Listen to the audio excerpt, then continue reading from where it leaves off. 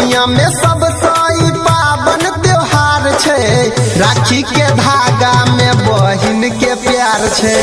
राखी के धागा में बहिन के प्यार छे। जेकरा नहीं बहिन ओकर जिंदगी अन्हार छे।